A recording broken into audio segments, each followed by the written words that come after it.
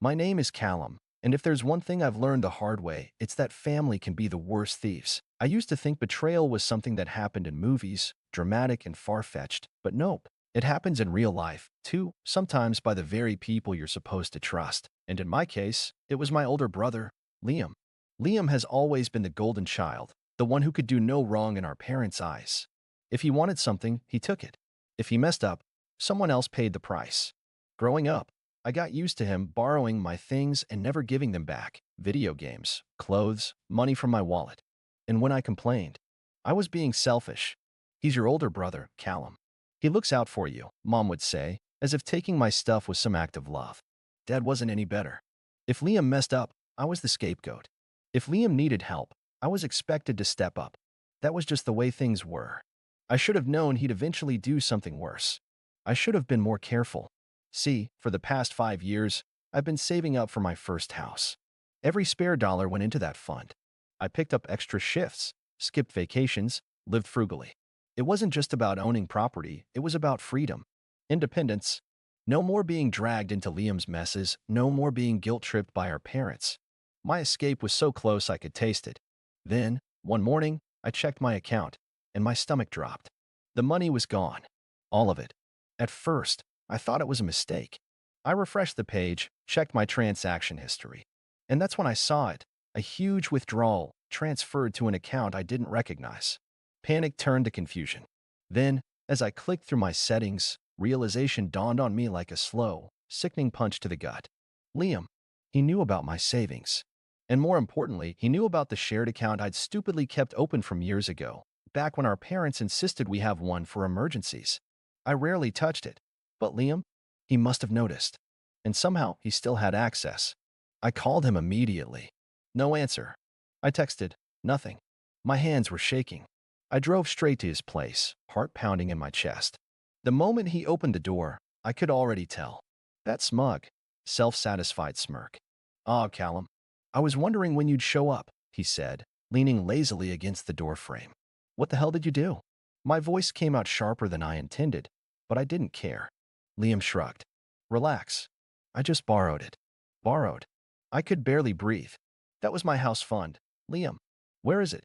And then, like the absolute bastard he was, he grinned and pulled out his phone. A few swipes, and suddenly, I was staring at a picture, a sleek, brand new sports car, gleaming under the dealership lights. My heart sank. "You don't need a house yet," he said, laughing. "Just be patient." I swear, something inside me snapped right then and there. But instead of yelling, instead of lunging at him like I so desperately wanted to, I went quiet. I turned around and walked away, because I knew if I stayed, I'd do something I couldn't take back. Liam thought he won. He thought I'd just roll over like I always had. But this time, I wasn't going to let it slide. This time, I was going to make him regret everything. For the next few days, I was in a haze. Every time I closed my eyes, I saw that smug look on Liam's face, that damn picture of his new car. My money, years of saving, grinding, sacrificing, all wiped away in an instant because my brother decided he was entitled to it. And the worst part? My parents. I called them, thinking, stupidly, that maybe, just maybe, they'd finally see Liam for what he was. That they'd finally take my side. I should have known better. Mom sighed like I was overreacting. "Callum, it's just money. You can always save up again." "Mom, it wasn't just money. It was everything I had." "You're young," she said, as if that somehow made it better. "You have plenty of time to buy a house. Your brother, he's been struggling lately, you know? He really needed a win." I nearly dropped my phone. A win? He stole from me. He took my money and blew it on a car. Well, there was a long pause. "He said he'd pay you back." I let out a bitter laugh. "And you actually believe that?" Dad finally chimed in, his voice tired. "Callum, we're a family. Families help each other. Maybe this is a lesson for you, to be less materialistic." That was it. That was when I realized. I was alone in this. My parents weren't going to help. Liam wasn't going to magically grow a conscience. If I wanted my money back, I had to take matters into my own hands. And so, I did what Liam never expected. I went quiet. I stopped calling, stopped texting, stopped showing up at family dinners. When Mom asked why I wasn't coming over, I just said I was busy. I knew she'd relay that back to Liam, and I knew he'd assume I was sulking, pouting. that I was just going to get over it like I always had. He had no idea I was planning my revenge. I spent the next week digging. And oh, did I find things. Liam wasn't just careless, he was reckless. That brand new sports car? He didn't just buy it. He financed it under his name. And Liam, being Liam, had terrible credit. That meant sky-high monthly payments. Payments he could barely afford. Then, there was his job, or, rather, the lack of job security. Liam worked in sales, a commission-based gig that was feast or famine. He was already behind on rent. I found eviction notices crumpled up in his trash when I dropped by unexpectedly one day. His landlord hated him, and from the looks of it, he was hanging by a thread. And the final nail in the coffin? Insurance fraud. Liam had told the dealership he'd be using the car for personal use only, which got him a lower rate. But I knew for a fact he was using it for side gigs, sometimes as a private chauffeur for quick cash, sometimes for ride-sharing. All it took was one anonymous tip to his insurance company, and they'd come down on him hard. I had all the pieces. Now, I just had to set them in motion. I started small. First, I made sure his landlord got a little reminder about those late payments. A friendly nudge, just in case they'd forgotten. Then, I placed a call to his insurance provider, acting like a concerned citizen who just happened to notice his car being used for commercial purposes. They assured me they'd look into it. And finally, I waited until Liam was at work before making my move. I walked into the dealership, calm and collected. The salesman who sold him the car was there, a slick-looking guy in a suit. I put on my best polite but frustrated customer face. "Hey, I'm trying to track down some information about a car my brother recently purchased," I said. "There's been a bit of a situation." The guy perked up immediately, all professional charm. "Of course. What seems to be the issue?" I sighed, feigning exasperation. "Well, he told me he paid for it in full, but I found out he actually financed it under his name. Problem is, he used some of MY financial information when applying. I'm worried there's been some, let's call it creative paperwork involved." The salesman's expression faltered just a little. That was all I needed. "Now, I'd hate to have to escalate this legally," I continued, lowering my voice. "But I just need to confirm whether my name appears anywhere on that paperwork. If it does, well, I'd have no choice but to report it as fraud. I'm sure you understand." I saw the exact moment the guy started panicking. "Let me just check the system real quick." I waited, watching as he scrolled through Liam's file. I knew my name wasn't there. Liam hadn't been dumb enough to put me down directly, but I also knew something else. Car dealerships hate fraud cases. Even the slightest whiff of it can get a deal reversed. The salesman cleared his throat. "Oh well, I can assure you, sir, that everything was processed according to policy. However, if there's any concern about fraudulent activity, I'd recommend contacting the finance department directly." Bingo. That's all I needed to hear. I nodded, thanked him, and walked out, straight to my car, where I drafted an official-sounding email to the dealership's finance office, CC&G their fraud department. I kept it vague, just enough to raise alarms. Within an hour, I got a response. "Thank you for bringing this to our attention. We take fraudulent applications very seriously and will be reviewing this matter immediately." I smiled. The wheels were in motion now. Liam had no idea what was coming. And the best part? I wasn't even close to done yet. 2 days later, Liam called me. I let it ring. Then again. And again. He never called me this much unless he wanted something. Finally, I answered, keeping my voice casual. "Hey, Liam. What's up?" His voice was tight on edge. "Did you do something?" I raised an eyebrow, even though he couldn't see me. "Do something? About what?" "Don't play dumb, Callum," he snapped. "The dealership just called. They said there's an issue with my financing, and now they're talking about possibly reassessing my loan. And guess what? My insurance just emailed me saying my policy is under review." I almost laughed. That was faster than I expected. "Wow, that sounds serious," I said. "But I'm not sure what that has to do with me." "Liar." Liam practically shouted. "You've been quiet for a week, and now, suddenly, everything's going wrong? I know you had something to do with this." "Liam, you stole from me," I said, my voice steady. "You stole the money I spent years saving up. And instead of apologizing, you rubbed it in my face. You told me to be patient while you drove around in a car you couldn't afford. And now you're mad because karma's finally catching up to you." "Oh, don't give me that self-righteous crap," he scoffed. "You're just being a bitter little brat. Whatever you did, undo it." Now, I let out a slow breath, pretending to think. Hmm. No, I don't think I will. Callum. Bye, Liam. I hung up. The next day, things got worse for him. I knew because I got another call, this time from my mother. Callum, what did you do? She demanded the second I picked up. Hello to you too, Mom, I said dryly. Don't be sarcastic. Your brother is in trouble. The dealership is threatening to take his car back, and now his landlord is on his case about rent. He said you did something to ruin his credit. I sighed. I didn't ruin his credit, Mom. Liam ruined his credit all on his own by being financially reckless. And maybe if you actually held him accountable for once in his life, he wouldn't be in this mess. You're his brother. You're supposed to help him, not sabotage him. I laughed bitterly. Oh, so when he steals thousands of dollars from me, I'm supposed to just let it go? But when I do something that makes him face the consequences of his actions, suddenly I'm the bad guy? You don't understand, she huffed. He's under a lot of stress right now. And I'm not. I shot back. Do you even care that I lost my entire house fund? Or is Liam's sports car more important than my future? There was a pause. Callum, just fix this. Please. No. I hung up. Now, I knew Liam. I knew he wasn't going to take this lying down. And sure enough, he tried to retaliate. That night, I got a text from an unknown number. You think you're smart? Huh? Watch your back. Real mature. But I wasn't worried. Liam was all bark, no bite. He'd never been able to handle things on his own. He always had someone, usually my parents, cleaning up his messes. But now, there was no one to save him.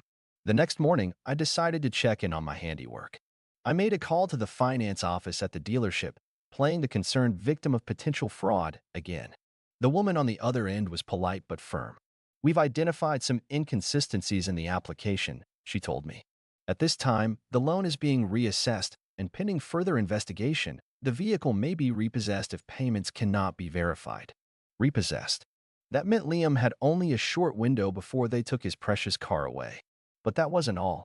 My little tip to his insurance company had worked.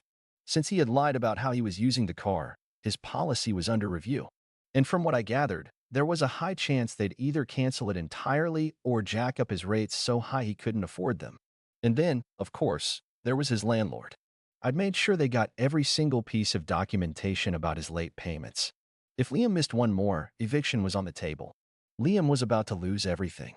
And yet, I still wasn't done. Because there was one last thing, something that would ensure he had no way out. I took a deep breath, pulled up my email, and drafted one final message. It was time to seal his fate. A few days passed, and I heard nothing from Liam. No calls, no texts. Even my parents went unusually quiet. That meant one thing: he was scrambling, trying to fix the mess he'd made. But I also knew something else. Liam wasn't the type to admit defeat easily. He was either scheming or hoping our parents would step in and fix everything for him. Then, one evening, just as I was getting ready to turn in for the night, there was a loud, rapid knocking at my door. Not a normal knock, more like someone trying to break it down. I already knew who it was. With a sigh, I walked over and pulled the door open. There he stood, Liam, looking absolutely furious. His normally well-groomed hair was disheveled, his expensive jacket slightly wrinkled, and his expression was a mix of rage and panic. His eyes were practically bulging out of his skull. You ruined my life, he exploded, shoving his way inside before I could stop him. I let out a slow breath, closing the door behind him. And hello to you too, Liam. Don't start with me, Callum, he growled. You know exactly what you did. I leaned against the wall, arms crossed. You mean making sure you face the consequences of your own actions? Yeah, I do know what I did. And you deserved every bit of it. They're taking my car, he shouted, pacing like a caged animal. The dealership called today and said my loan was under review, and guess what? Turns out lying on an application is a big deal. Who knew? He let out a bitter laugh before whirling on me. Oh, and my insurance? Canceled. Just like that. They said I committed fraud or whatever. And my landlord? They're threatening eviction because apparently they don't like tenants who habitually fail to meet payment deadlines. I wonder who sent them that info. I didn't answer. He already knew. You had no right, he continued, stepping closer, his voice shaking with fury. None of this had anything to do with you. I scoffed. Oh, really? Because last I checked, you stole thousands of dollars from me. That money was supposed to be for my house, Liam. My future. And you took it like it was nothing, just so you could show off in some flashy car. And the worst part? You weren't even sorry. You laughed in my face. I was going to pay you back. He snapped. When? I shot back. Be specific. He opened his mouth, then shut it. We both knew the truth. He was never going to pay me back. Not unless he absolutely had to. He exhaled sharply, his hands clenching into fists at his sides. Fine. You got your little revenge. You made your point. Now fix it. I stared at him, my expression unreadable. Fix what? Call the dealership. Tell them it was a mistake. No. Call the insurance company. Say you lied. No. Call my landlord and no. His nostrils flared. Callum, I swear. You swear what? I cut him off, my voice dangerously calm. What are you going to do, Liam? Steal from me again? You've already taken everything I worked for. And now that things aren't going your way, you want me to clean up your mess? Not happening. Liam let out a frustrated noise and threw himself onto my couch, rubbing his temples like this was also stressful for him. I can't believe this, he muttered. I was supposed to be set. Everything was perfect. And now I have nothing.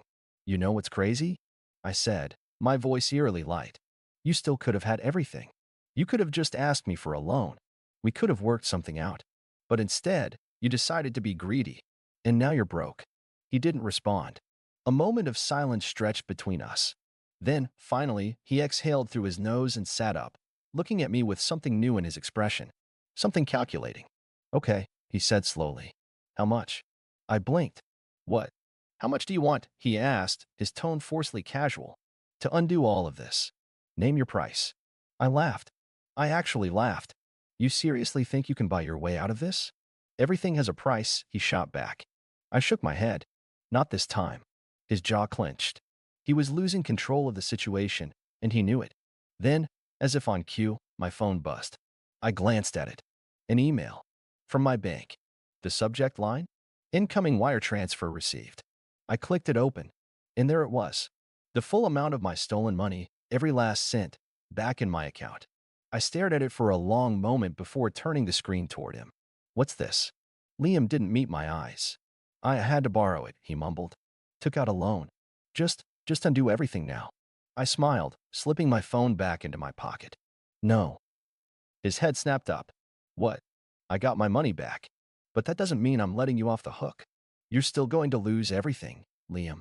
And maybe, just maybe, when you hit rock bottom, you'll finally understand what it feels like. Liam shot up from the couch, his face red with rage. You smug little, I held up a hand. Leave, Liam. We're done here. He stood there, breathing heavily, his hands twitching like he wanted to punch something. But he didn't. Because he knew, this time, there was nothing he could do. Finally, he turned on his heel and stormed out, slamming the door so hard that the walls shook. I let out a slow breath, sinking onto my couch. I had my money back. Liam was about to lose everything. And for the first time in a long time, I felt peaceful. But that peace didn't last long. Because, as I had predicted, Liam wasn't done. At first, it was little things. He'd call from different numbers, leaving angry voicemails about how I'd ruined his life, and how I didn't understand what I'd done. I blocked him each time. Then, my parents started calling, demanding to know why Liam was in such a mess. You took it too far, Callum. My mom scolded over the phone. He's your brother. You should be helping him, not tearing him down. I laughed bitterly. Helping him? Like how he helped himself to my savings. That was different, she huffed. He made a mistake.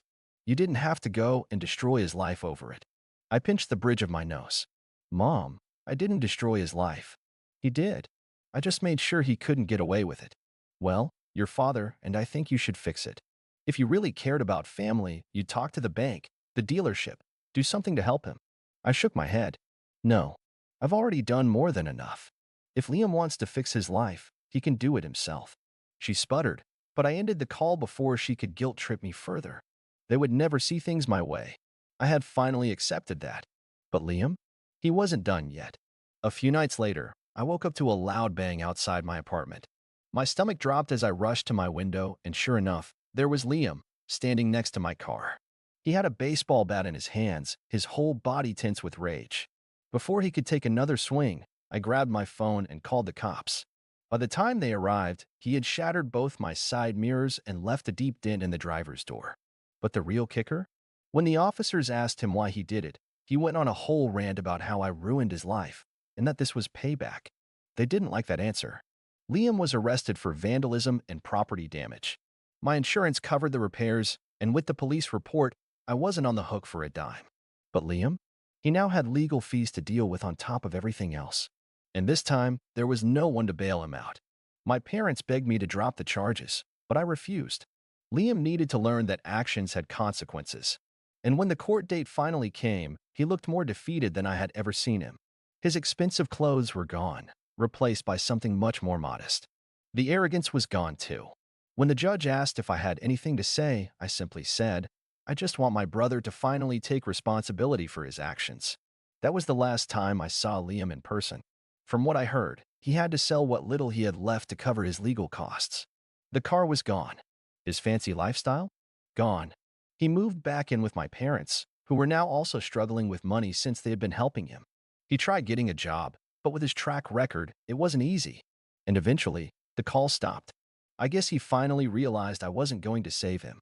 As for me, I put my money back into my savings, and a few months later, I finally bought my first home, the one I had been dreaming about before Liam stole from me. And let me tell you, walking through that front door, knowing I had earned it, knowing no one could take it from me, it felt better than any revenge ever could. So, what do you think? Was I too harsh? Should I have forgiven him? Or did he finally get what he deserved? Let me know.